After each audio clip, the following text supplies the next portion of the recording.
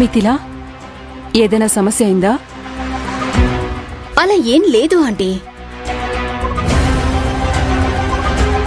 పర్వాలేదు రమ్య, నా గురించి ఎక్కడ తప్పుగా అనుకుంటారు అని నువ్వు కంగారు పడుతున్నావు.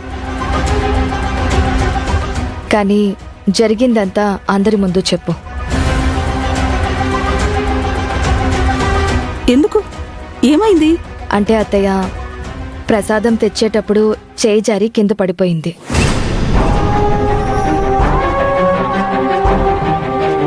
ఏం చేయాలో తెలియక కంగారులో నిలబడ్డాను. సరైన సమయానికి రమ్య వచ్చింది. త్వరగా పంచామృతం చేయమని తనే చెప్పి ప్రసాదం రెడీ అయ్యేలా చేసింది. ప్రసాదం చేయమని రమ్య చెప్పిందా?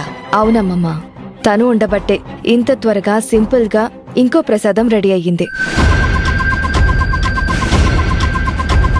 పంతులు గారు, పూజకి ఈ ప్రసాదం సరిపోతుందా?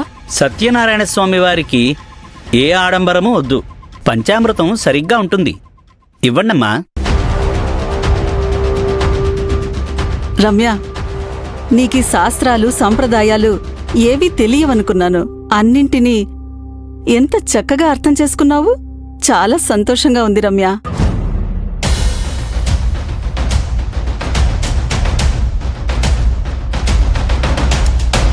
మిథిల అన్ని క్రెడిట్స్ నాకే ఎందుకిస్తోంది?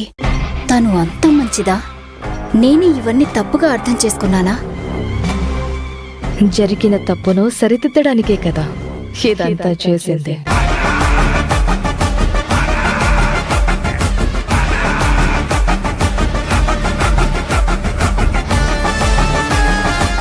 చూడ్డానికి అమ్మాయి మోడ్రన్ గా ఉన్నా సాంప్రదాయాలన్నీ చక్కగా తెలుసుకుంది. ఈ అమ్మాయికి తెలివితేటల్లో గాని, అందంలో కాని, గుణంలో కాని దేనికి తక్కువ లేదు. అంత ఆస్తి ఉన్నా కూడా ఇక్కడికొచ్చి ప్రసాదం చేయడానికి సహాయం చేస్తుంది. చూసావా? తనని పెళ్లి చేసుకునేవాడు పుణ్యం చేసుకుని ఉండాలి. అవును, ఆ పుణ్యం విరాజ్కి లేదులే.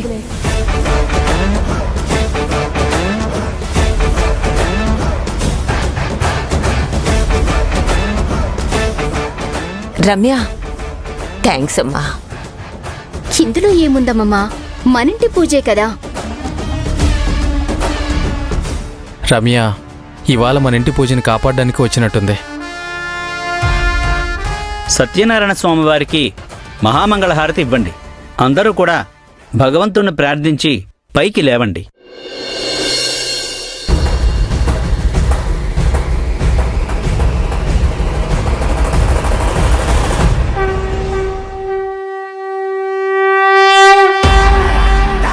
అంతా సవ్యంగా జరిగింది. ఇనుము లాంటి అమ్మమ్మ మనసు ఇప్పుడు కరిగి మెత్తబడింది. ఇక మీదట ఒక్క దెబ్బ, ఒక్కటంటే ఒక్క దెబ్బ చాలు తనని దారిలోకి తెచ్చుకోవడానికి.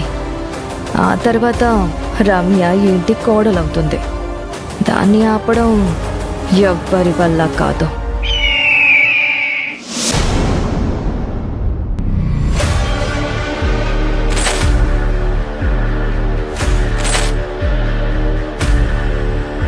Thank you Ramya.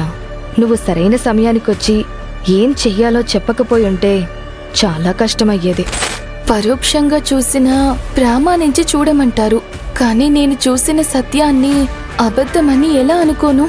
ఈ విషయాన్ని నాగరాజన్నని అడుగుదామా? వద్దు, అది సరికాదు.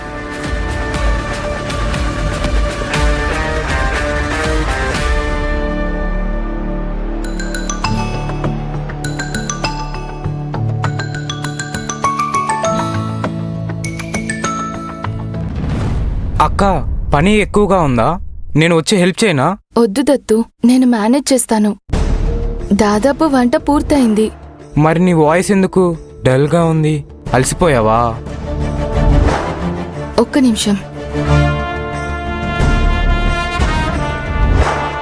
దత్తు, నేనొక విషయం చూశాను. దాన్ని ఎలా జీర్ణించుకోవాలో నాకు అర్థం కావట్లేదు. అంతగా ఏం చూసావు? అవునా? ఈ మిథిలా మేడం మనం అనుకున్నంత మంచిది కాదేమో అక్క. ఛ, ఏదేదో మాట్లాడకు దత్తు. నిజమక్క, ఈ టీవీ సీరియల్లో వచ్చే విలన్ లాగా పూజ చేస్తున్నప్పుడు ప్రసాదాన్ని పాడు చేశారు.